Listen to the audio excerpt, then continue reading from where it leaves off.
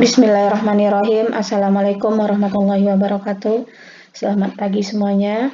Baiklah, di pertemuan yang ketiga ini kita masih dalam bab industri pariwisata. Kompetensi dasar pada pembelajaran ini memahami industri pariwisata.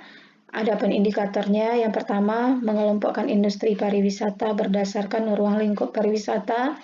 Yang kedua, mengidentifikasi motivasi tujuan perjalanan wisata. Tujuan pembelajaran, 1. Siswa dapat mengelompokkan industri pariwisata berdasarkan ruang lingkup pariwisata. Yang kedua, siswa dapat memahami tujuan perjalanan wisata. Pengelompokan industri pariwisata. Yang pertama itu menurut letak geografis di mana kegiatan itu berlangsung. Pariwisata lokal. Ini merupakan jenis kepariwisataan yang ruang lingkupnya lebih sempit dan terbatas dalam tempat-tempat tertentu saja. Misal, kepariwisataan Bandung. Yang kedua, pariwisata regional. Ini merupakan kegiatan pariwisata yang dikembangkan dalam suatu wilayah tertentu. Misal, kepariwisataan Bali, Jakarta. Yang ketiga, pariwisata nasional. Ini merupakan jenis pariwisata yang dikembangkan dalam suatu negara, misal kepariwisataan yang ada di daerah Indonesia. Yang keempat, pariwisata regional internasional, kegiatan kepariwisataan yang berkembang di suatu wilayah internasional yang terbatas, tetapi melewati batas-batas lebih dari 2 atau 3 negara dalam wilayah tersebut, misal kepariwisataan ASEAN. Yang kelima, pariwisata internasional. Ini merupakan kegiatan kepariwisataan yang berkembang di banyak negara di dunia. Menurut pengaruhnya terhadap neraca pembayaran, pariwisata ini yang pertama, pariwisata aktif. Ini merupakan kegiatan kepariwisataan yang ditandai dengan gejala masuknya wisatawan asing ke suatu negara tertentu. Hal ini akan menambah pemasukan devisa bagi negara yang dikunjungi, sehingga akan memperkuat posisi pembayaran negara yang dikunjungi wisatawan. Yang kedua, wisatawan pasif. Ini merupakan kegiatan pariwisata yang ditandai dengan gejala keluarnya warga negara itu ke luar negeri sebagai wisatawan. Ditinjau dari segi pemasukan negara asal, wisatawan akan dirugikan karena uangnya dibelanjakan di luar negeri. Jika ditinjau menurut alasan atau tujuan perjalanan, wisata ini ada bisnis turis, di mana pengunjung datang untuk tujuan dinas usaha dagang yang berhubungan dengan pekerjaan, kongres, seminar, dan lain-lain. Terus ada vocational tourist, di mana orang-orang yang melakukan wisata terdiri atas orang-orang yang sedang berlibur atau cuti dan lain-lain. Ada education tourist, di mana pengunjung atau orang yang melakukan perjalanan wisata bertujuan untuk belajar. Ada familizen tourist, ini perjalanan dilakukan untuk mengenal lebih lanjut atau daerah yang mempunyai kaitan dengan pekerjaannya. Ada scientific tourist, di mana wisata yang tujuan pokoknya adalah memperoleh pengetahuan atau penyelidikan terhadap suatu bidang ilmu pengetahuan. Ada special mission tourist, ini perjalanan wisata yang dilakukan dengan maksud khusus, misal kesenian dan lain-lain. Hunting tourist, di mana perjalanan dilakukan untuk menyelenggarakan perburuan binatang yang diizinkan oleh penguasa setempat sebagai hiburan semata. Terus, menurut waktu berkunjung, ada seasonal tourist, di mana pariwisata yang kegiatannya berlangsung pada musim-musim tertentu, misal summer tourist, winter tourist. Terus, occasional tourist, di mana perjalanan wisata yang dihubungkan dengan kejadian maupun event, misalnya nyepi di Bali.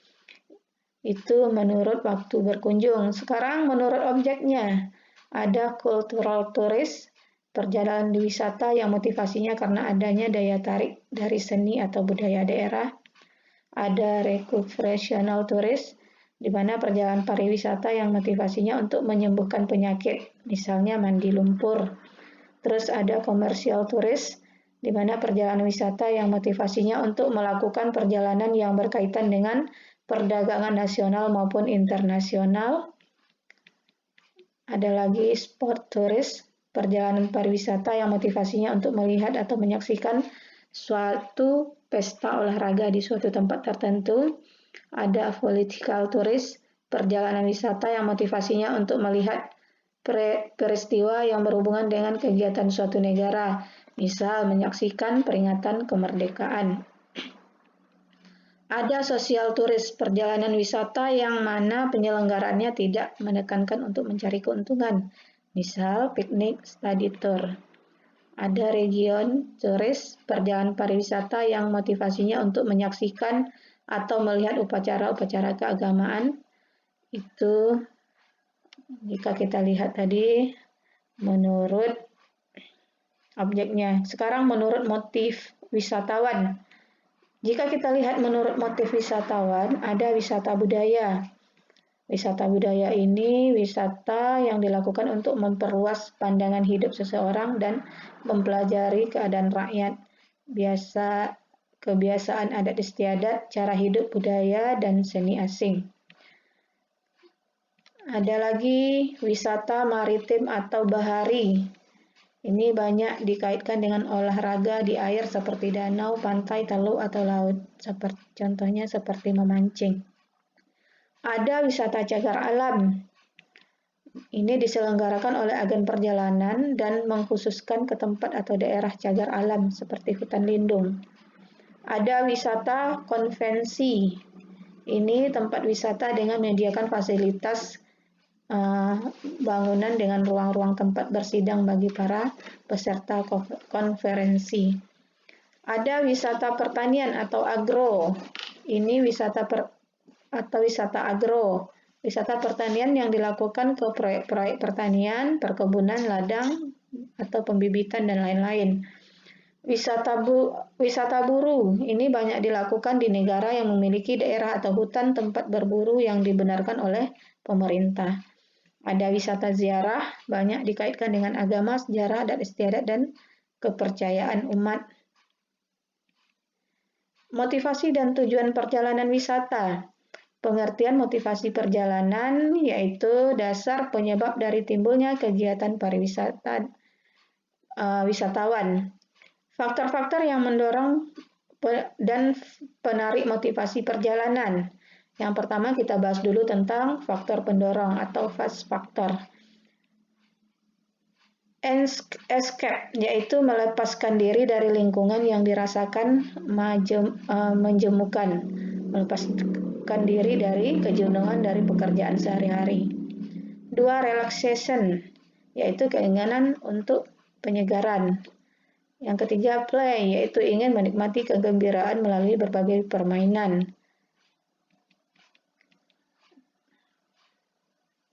Terus strengthening family bonds, yaitu ingin mempererat hubungan kekerabatan. Prestige, yaitu untuk menunjukkan gengsi dengan mengunjungi destinasi yang menunjukkan kelas atau gaya hidup. Social interaction, yaitu untuk melakukan interaksi sosial dengan teman sejawat atau masyarakat lokal yang dikunjungi. Romance, yaitu keinginan untuk bertemu dengan orang yang bisa memberikan suatu suasana romantis. Terus education opportunity, yaitu kegiatan untuk melihat sesuatu yang baru, mempelajari orang lain atau daerah lain atau kebudayaan etnis lain. Lanjut, self-fulfillment, yaitu keinginan untuk menemukan jati diri sendiri pada saat menemukan daerah atau orang baru. Wish fulfillment, yaitu keinginan untuk merealisasikan mimpi-mimpi dengan cara menghemat agar bisa melakukan perjalanan. Financial security, yaitu kemampuan finansial masyarakat. Terus leisure time, yaitu menggunakan waktu senggang yang dimiliki. Sedangkan faktor penarik ada cuaca atau iklim daerah tujuan wisata, transportasi atau akses, atraksi pariwisata, amenities, adanya keterlibatan lembaga pariwisata. Lanjut, lingkungan hidup yang alami dan buatan. Jenis-jenis motivasi perjalanan menurut Robert Will McIntosh, ada physical or psychological motivation, ada cultural motivation, ada social motivation atau interpersonal motivation, ada status dan prestige motivation.